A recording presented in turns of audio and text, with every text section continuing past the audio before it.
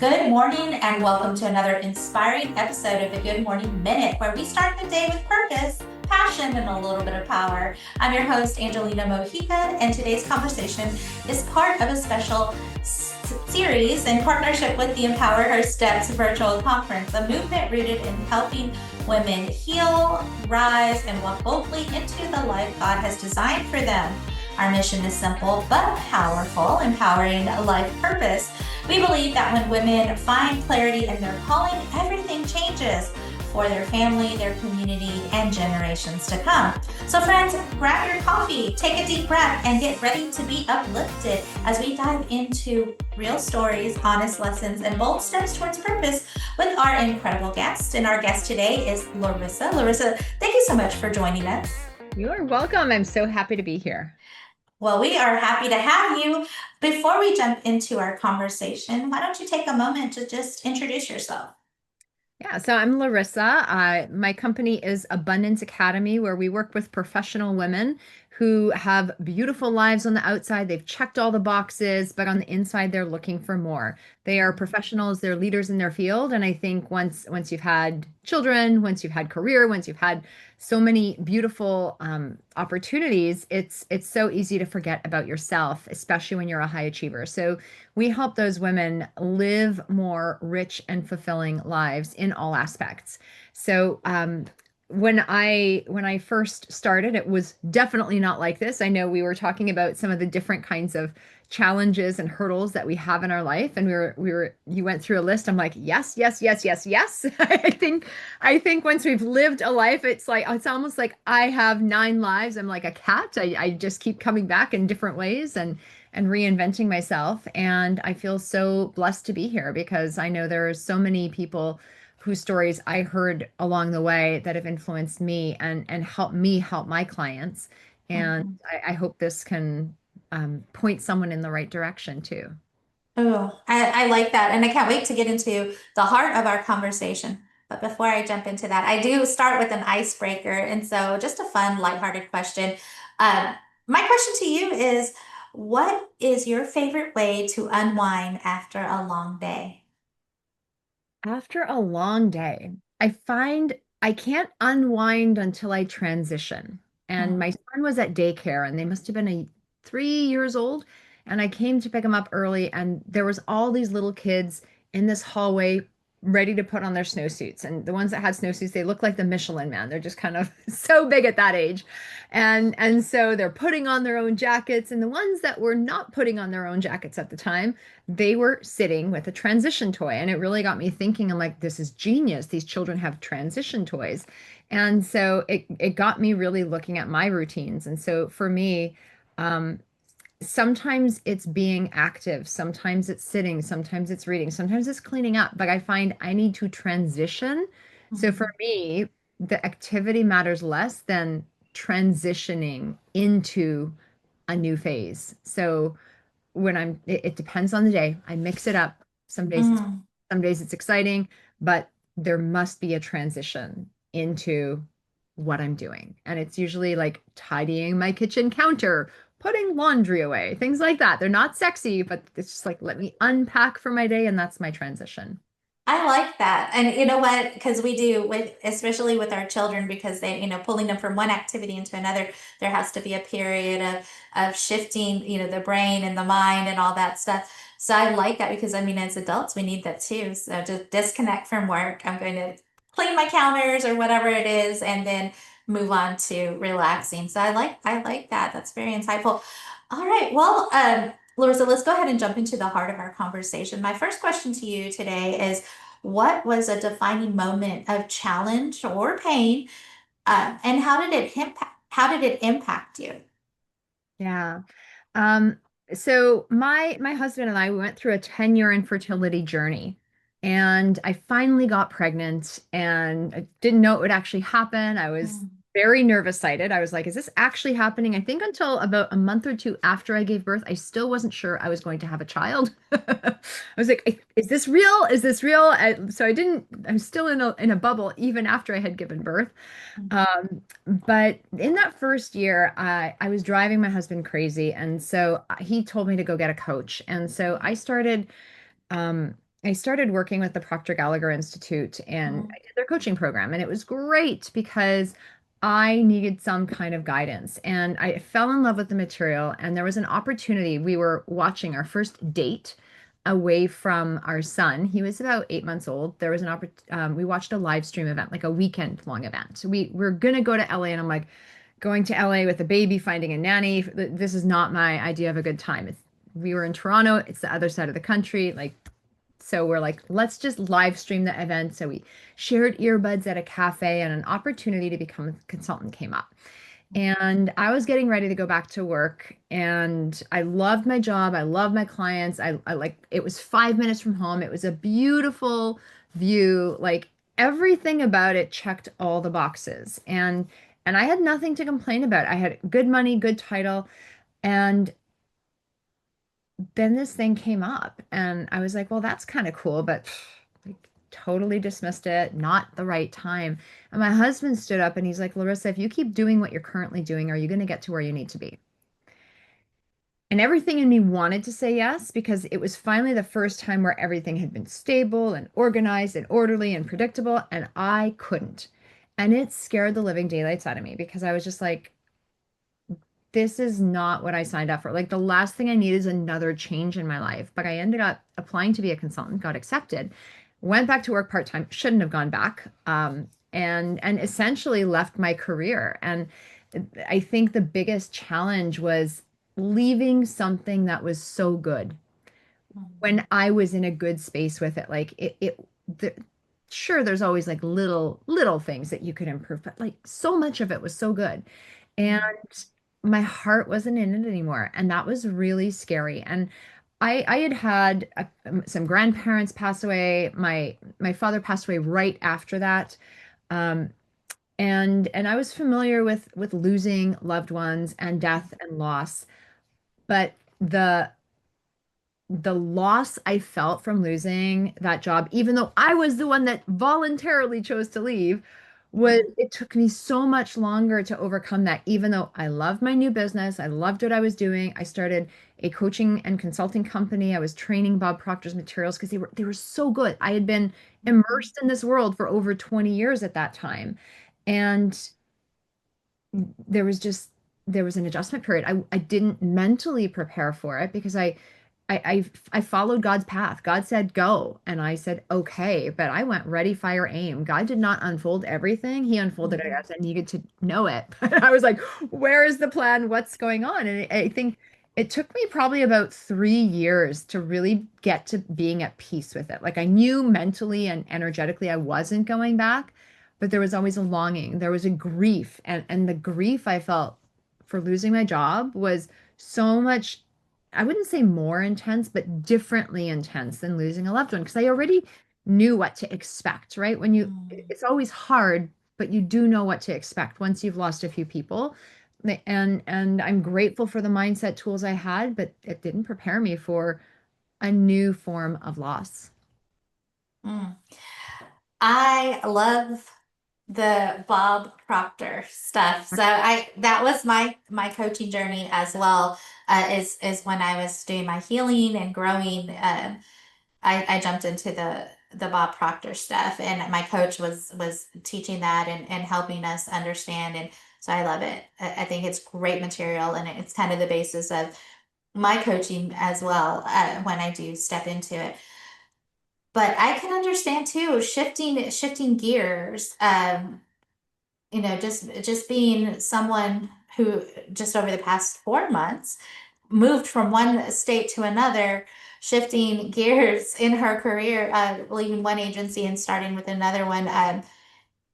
It's hard. It is hard, and leaving the things that you really accomplished, those that success that you felt in the previous job to start your own business. I mean, what a big leap of faith into the unknown for sure.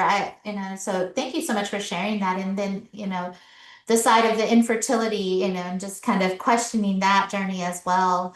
Um, so as you're going through this pivoting moment, this pivotal moment in your life, what are some of the things that you're leaning on to help support you during this season of transition?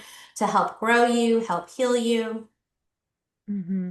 Yeah, I think one of the biggest things is I ended up writing a book at some point along the way. I can't remember.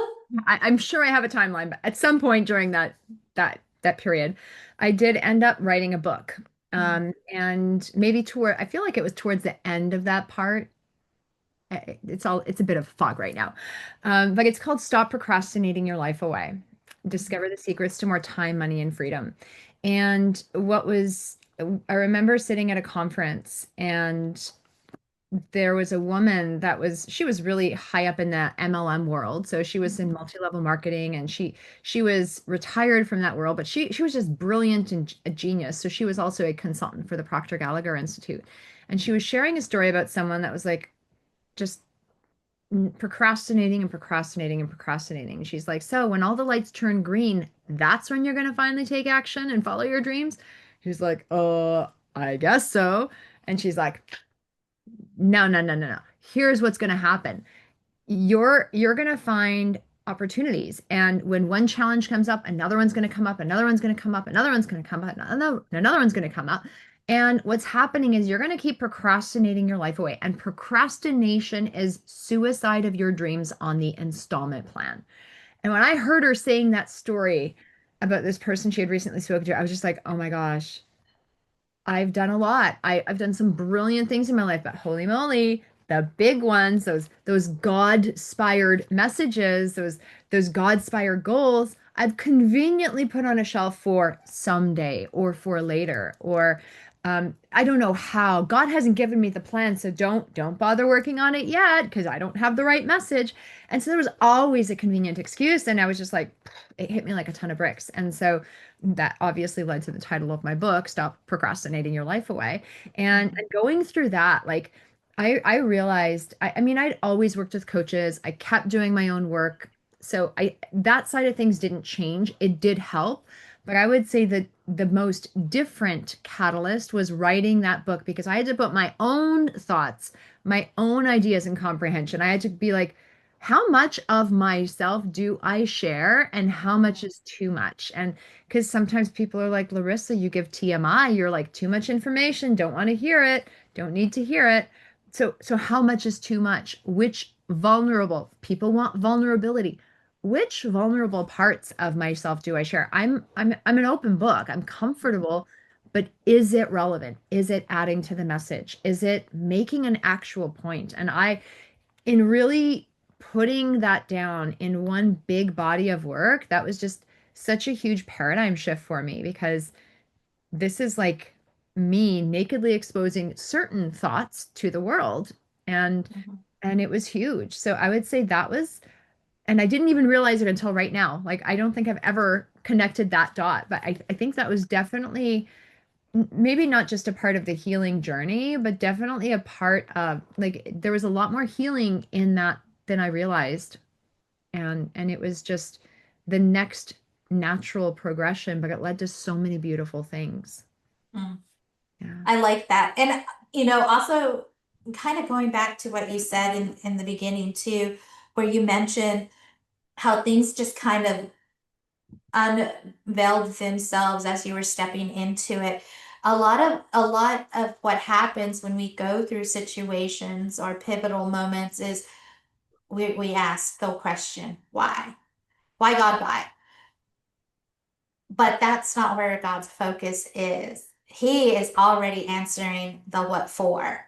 So that's what I'm hearing in your story is I went ahead. I was walking in this calling, this purpose for myself, and as I did faithfully, things just started to uncover so that I knew, oh, this is the next step. This is the next step, and I think that's important. Yeah. It's almost like there's a metaphor that I've used a few times. It's like you are driving in the car and GPS says turn right, but you go straight. And then the next road, the GPS says turn right, and you keep going straight. And then the GPS says turn right. And then sometimes you listen, but that little turn right, that's God giving you those directions. And I think when I made the call, I knew I had to, and I practiced And I had just done so many things without, I wouldn't say without thinking, but in a faithful way, without Mhm. trying to have faith. But there's times where you pay enough attention to yourself. I think once you've been in the world of personal growth and development or a spiritual practice, or you've done something to work on yourself in some capacity, like it's not your first rodeo.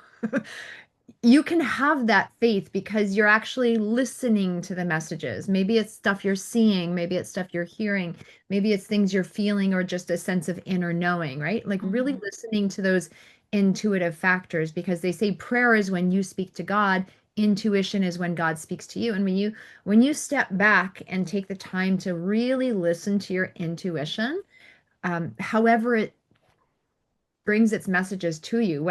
Those are godly messages. Whether you call it universe, the divine, like it's all the Mhm. same. It's all the same, coming at you differently. But there are messages coming to you, and it's your responsibility to pay attention. You don't Mhm. always have to understand. And I think sometimes when you can have faith based on understanding, you can move forward. But that understanding doesn't mean you have all the answers.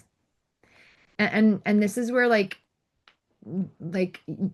universal law or universal principles come in, or if you read the Bible, you're taught certain lessons.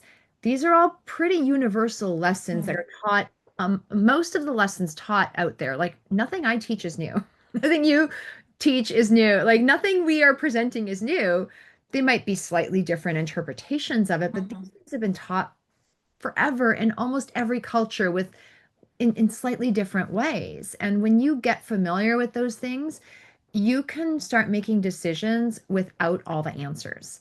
And that's why I think it's so important that people do pour into themselves in whatever method or whatever path they do, because they do learn these universal principles, and you can make the choice and not feel scared. You might be scared, but you're not like, you're not in danger. It's like my life is not over if I make this decision.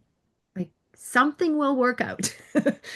Yeah, absolutely. And I agree. And so I kind of want to tie what you just said into the idea of how life happens for you and not to you, because we're not meant to have all the answers, right? That's how we operate. But that's also when you can understand that and you step into it, you can realize that life happens for you in the sense of when I don't get it right or I step into a mistake, it's okay because life is happening for you. You're learning in that moment that, okay, this is maybe I turned left when I was supposed to turn right, but I can get back on the road and go right.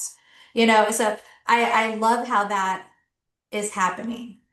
It might Yeah. take a little longer if you have to take that detour, but the cool thing is the GPS will eventually get you there. So, Hmm.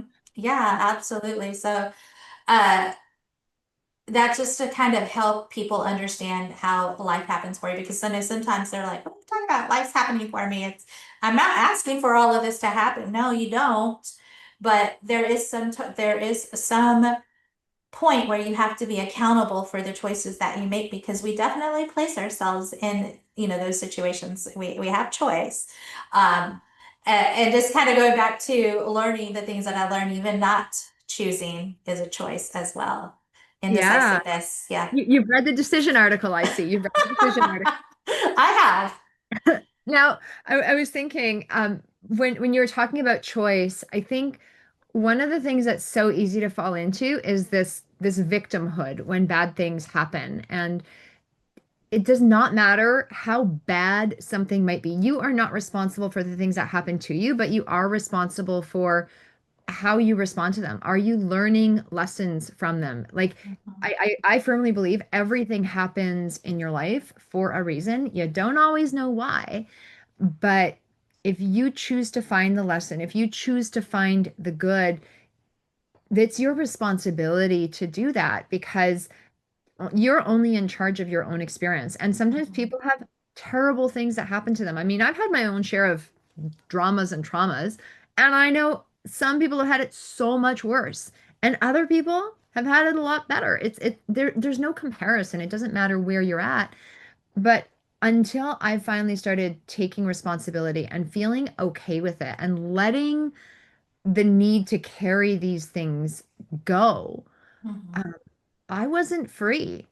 And there's something that Reverend Michael Beckwith says, and I really love what he says. Bob Proctor preaches and teaches this, but when bad things happen, it is what it is, accept it. Like, you can't change it. You can only do what you can do. So do what you can do, but it is what it is. Okay. Mhm. This is the scenario.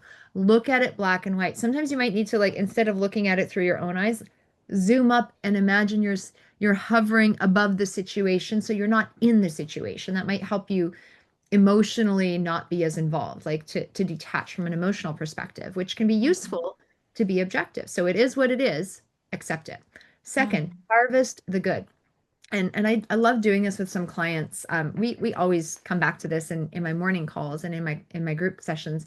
But what's good about this situation? And I've practiced this thousands of times. You can give me any kind of scenario, even if it's bad. I could find some good that can come from it, but I can do it because I've practiced it so many times. It doesn't mean I have to like it. It doesn't mean I have to agree with it. It doesn't mean I have to go jump and like step into it, but I can find the good and I can appreciate the potential opportunities or the opportunities for what they are. And this is Mhm. something we can all practice. And I do it with my son. And so he's almost 8. Yesterday, he had a terrible day and it was the worst day of his life. And his life is sucky and he's storming home because I did not drive to pick him up from camp. Like, how could I make him walk home 15 whole minutes from camp? Like, life is terrible. And I'm like, oh, what happened? He's like, they didn't take us to a park. They made us work all day. It's a martial arts camp and they were testing out for belts. We didn't have fun. We worked all day. How could they do this to me? And I'm like, you see those sunflowers? Tell me one good thing about your life. He's like, nothing is good. Like he was just and then I'm like, no, no good thing, no iPad. And he's like, fine, like slowing down. And then he's like, freeze some kind of game. So he spit something out. And so begrudgingly. But finally, after he said that thing begrudgingly, that was okay. It was good. That was a good thing. They played a game, even though they were indoors and trapped working. Drama for us. I'm an 8-year old. By the time we got 2 blocks down the road, his whole attitude had shifted. So like he needed an adjustment time. He was blowing off steam. Like this, Mhm. we need to do that too sometimes. And Mhm. sometimes we act like the 8-year-olds in those cases too. And we've got lots of emotional things that we're processing and trying to regulate our nervous system. Mhm. But within 2 blocks of identifying one good thing, all of a sudden his entire demeanor changed, his tone changed, and he started asking me questions. He's like, "Hey, Mama, what about this?" And then all of a sudden it was like Jekyll and Hyde.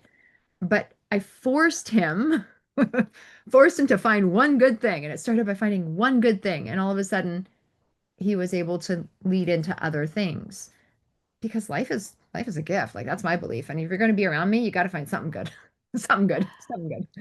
Well, So and you mentioned, Larissa, like the shift in perspective, because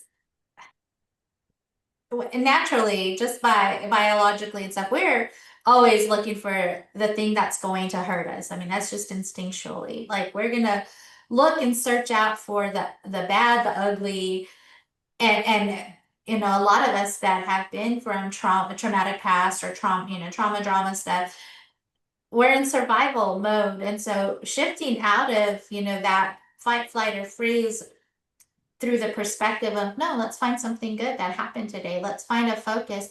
It shifts perspective and it also allows you to be more in the moment. I think that being more present, you get a lot more done in the growing season of your life because you're able to focus on the 24 hours rather than the next 48 or living in the past where like you said, it is what it is, or accept it because there's nothing you can do about something that has already occurred. What you can do is learn from it or change it in the 24 hours that you do have today. yeah, like It is what it is, accept it, harvest the good. The last step is forgive all the rest. And Mhm. forgiveness is about you. Nobody else needs to be forgiven. It's nice if you do, but they'll probably survive without being forgiven.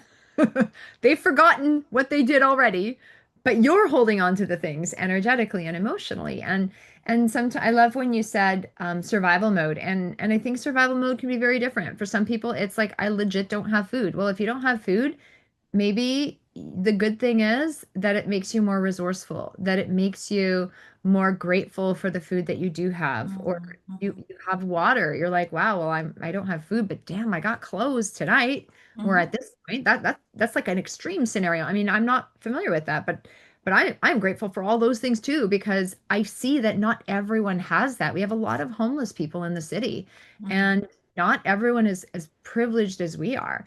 There's people that Mhm. might have first world problems, right? First world survival mode. Oh my God, I lost the deal. My life is over. Well, you have other deals. You still have money in the bank. You have a car. You have a beautiful family. Oh my gosh, you got a hug this morning. Like that might seem so simple, but there are so many good things.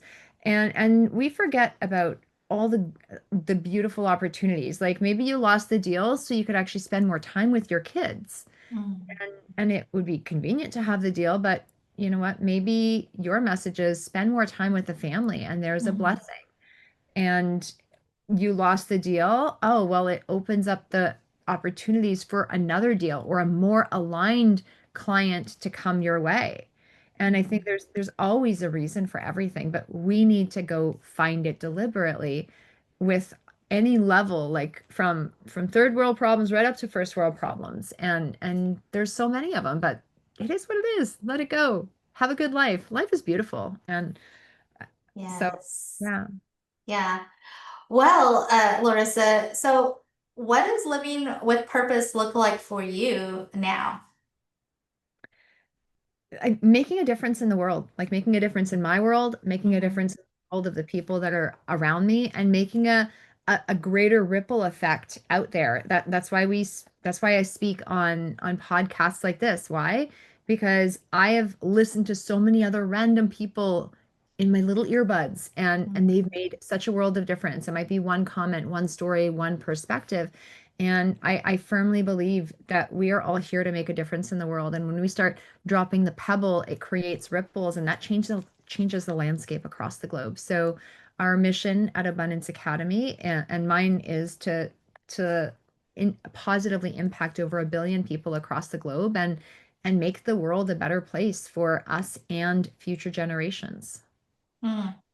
Well, it almost sounds like you answered my next question is, and it's one that I ask many of my guests on the show, like a legacy and impact question, and that's if today were your last day, what would you want to be remembered for? Mm, ooh, a good one. Let me, and I'm sure the answer will change day by day, but today, well, if I'm answering that today, I think just making a good difference in people's lives. There was a teacher I had in fourth grade. I don't actually remember much of fourth grade. I don't remember anything about fourth grade other than the fact I had this teacher and I knew she was nice, and it made fourth grade seem really good. Like don't remember anything else. But she had a presence, and I knew she made my experience and other people's experience just so good versus other teachers where they left a foul taste in my mouth, and it was hurtful and not the same. And but I think of that teacher with such favor because she had a certain level of kindness. She left a certain some kind of positive impact. And I would love for people to be like, okay, when I think of Larissa, like I want to think like she helped me overcome something or gave me the courage to do something or kicked me in the pants when I needed it Mhm. and gave them what they needed in the moment. I like that. But it also reminds me of something that I heard, and I don't remember right now where I heard it from, but it was presented in this manner that people will forget what you said and what you did, but they'll never forget how you made them feel.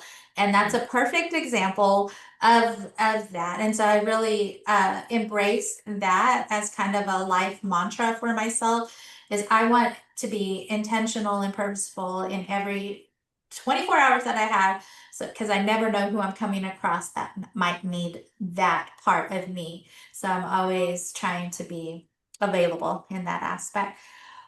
Well, so my last question, Larissa, before we get to the end of our conversation is if you could leave maybe one bit of truth or a word of encouragement to someone out there listening who may still be trying to figure out their life purpose, what would it be? Keep moving forward. Mm. Just keep moving forward. I actually, probably for about 20 years, I struggled to find my purpose. I even had a friend mail me 2 books to help me find my purpose. So before Amazon was a big thing, she like mailed me books by Amazon. So it was really exciting. I'm like, "Oh, I got something from Amazon. Now we get it every day." But she sent me books on how to find my purpose. And I was struggled. And then what I realized is I was living most of it anyway. Like finally now things have come full circle, but keep moving forward. Just keep moving forward. Keep being a good person. Keep doing good things. Keep following your intuition, and God will lead you on the right path. You may or may not be able to articulate it. Sure, you can refine it and make it better, but if there's good stuff around, you're you're on the right path. Just keep moving forward. Don't quit. I love that. Well, Larissa, if someone wanted to connect with you outside of this podcast, how can they connect? They can look us up on social media. We're primarily on LinkedIn.